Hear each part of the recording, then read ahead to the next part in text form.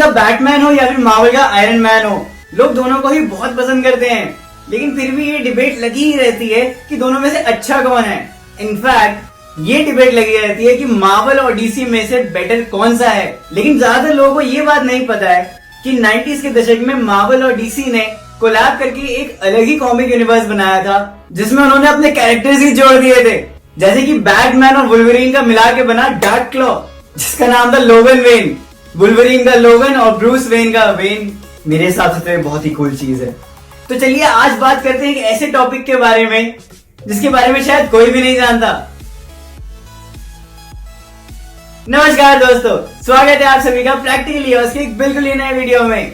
तो ये वीडियो होने वाली है मेरे रैंडम टॉपिक सीरीज की पहली वीडियो, जिसमें मैं अपनी ऑडियंस से पूछता हूँ कि वो क्या देखना पसंद करेंगी। अदर देन मेरे लाइफस्टाइल, हेल्थ और फिटनेस के टॉपिक्स, कोई भी ऐसा रैंडम टॉपिक उठा के उस पर मुझे वीडियो बनानी है।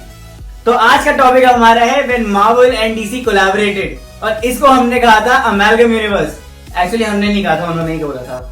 तो 90s में जब मार्वल और डीसी दोनों की ही कॉमिक्स बहुत ज्यादा पसंद करी जा रही थी यूएसए में, तब इन्होंने सोचा कि चलो एक कोलैबोरेशन करते हैं और ये कितनी कूल बात हो सकती है। तो एक 4 पार्ट की कॉमिक सीरीज में मार्वल वर्सेस डीसी और DC versus Marvel series launch करी गई थी, और एक में डीसी का नाम पहले, एक में मार्वल का नाम पहले।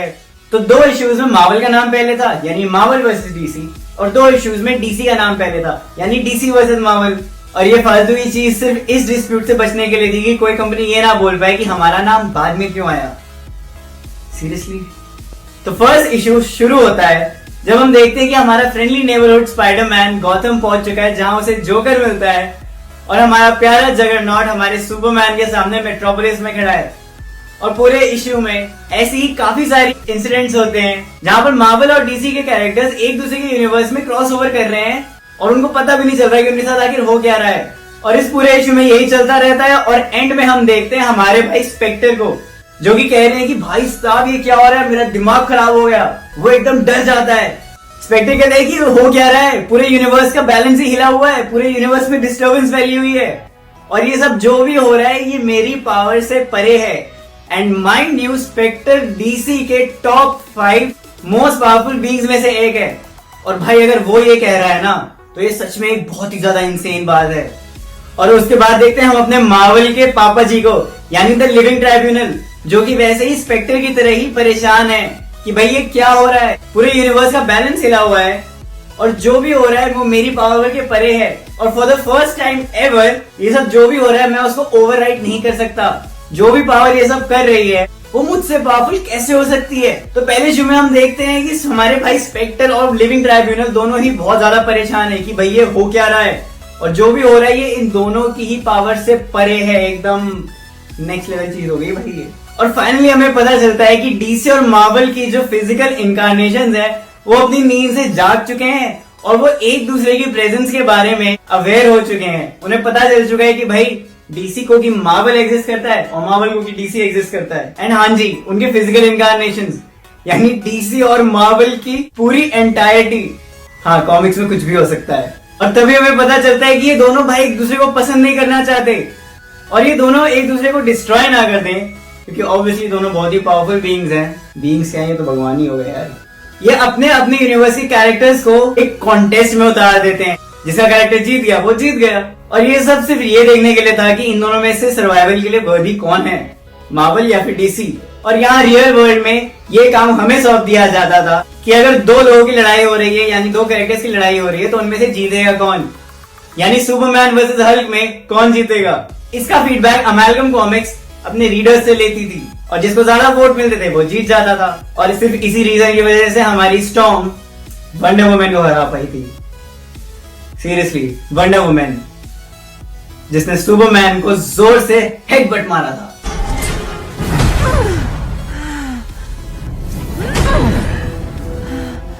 और जैसे जैसे लड़ाइयां आगे बढ़ने लगी, हम देखते हैं कि थॉर लड़ रहा है शज़ैम से, सिल्वर सर्फर लड़ रहा है ग्रीन लैंटर्न से, और सुपरमैन लड़ रहा है हल्क से। और इसी बीच हमें एक नया कैरेक्टर इंट्रोड्यूस होता है जिसका नाम है एक्सिस। और ये कैरेक्टर सिर्फ और सिर्फ अमेलगम यूनिवर्स के ही एक्सक्लूसिव है, यानी ये सिर्फ यहीं पे एग्जिस्ट करता है। और ये बेचारा मार्वल और डीसी के बीच में बस एक गेट कीपर की तरह है। तो जब सारी फाइट बहुत ज्यादा हो चुकी थी और बिल्कुल भी समझ नहीं आ रहा था कि कौन जीतेगा, क्योंकि मार्वल भी गिव अप करने को तैयार नहीं था और डीसी भी गिव अप करने को तैयार नहीं था और उनके सारे हीरोज लड़े जा रहे थे, मरे जा रहे थे, सब हुआ जा रहा था। तभी स्पेक्टर और लिविंग ट्राइब्यूनल ने अपना अपना दिमाग चलाया और उनके पास जितनी भी पावर थी वो जोड़कर उन्होंने मार्वल और डीसी के जो फिजिकल इनकार्नेशन थे उनको जोड़ दिया और वो एक बन गए और उसको नाम दिया गया अमेलगम यूनिवर्स। और यहीं से शुरू हुआ मार्वल और डीसी के कैरेक्टर्स मर्ज होने का सिलसिला। और यहाँ पर आए हमारे भाई एक्सिस काम में। मार्वल और डीसी की फिजिकल इनकार्नेशन जो कि एक हो चुकी थी उनको अलग करने में कामयाब हुआ, क्योंकि उसने पहले ही बैटमैन और स्टीव रॉजर्स यानी कैप्टन अमेरिका के अंदर यूनिवर्स के कुछ शार्ट्स छुपा दिए थे और एक्सिस ने बाद में वो शार्ट्स ढूंढे जो कि डार्क क्लॉ के पास थे, जो कि बैटमैन और वुल्वरीन का हाइब्रिड था, और सुपर सोल्जर जो कि कैप्टन अमेरिका और सुपरमैन का हाइब्रिड था। और फिर वो शार्ट्स यूज करे स्पेक्टर और लिविंग ट्राइब्यूनल ने मार्वल और डीसी की इनकार्नेशंस को अलग करने में। और उसके बाद तो भाई दोनों भाई बंधु बन गए, मतलब हाथ वाथ मिला लिया और कहा कि भाई यू डन वेल। और दोनों में फिर भाईचारा हो गया कि भाई ठीक है, हम एक दूसरे के साथ को एग्जिस्ट कर सकते हैं। और ये बहुत अच्छी बात है। जरूरी नहीं है कि अगर मार्वल है तो डीसी ना हो या फिर अगर डीसी है तो मार्वल ना हो, दोनों एक साथ में को एग्जिस्ट बिल्कुल कर सकते हैं। और फाइनल इशू में हमें यही बताया जाता है कि दुनिया में मार्वल और डीसी दोनों के लिए ही बहुत जगह है, लोग दोनों को ही प्यार करते हैं। और ये कह देना कि मार्वल ज्यादा अच्छा है या डीसी ज्यादा अच्छा है बिल्कुल ही पॉइंटलेस और सेंसलेस है।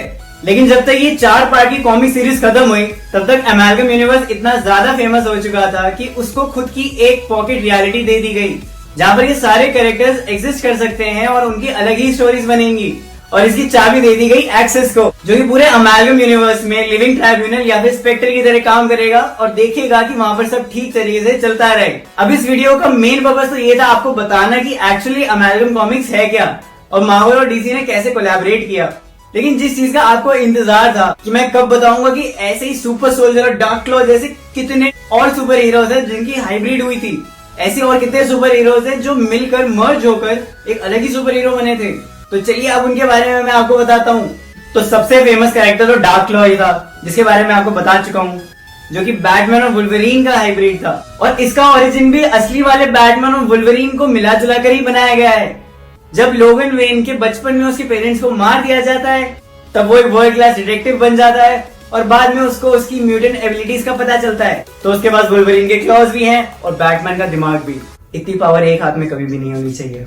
और ये बैटमैन से कहीं ज्यादा वायलेंट है, क्योंकि बैटमैन का एक कोड चलता है कि वो किसी को जान से नहीं मारता है, और वुल्वरीन के बारे में आप ये बिल्कुल नहीं कह सकते।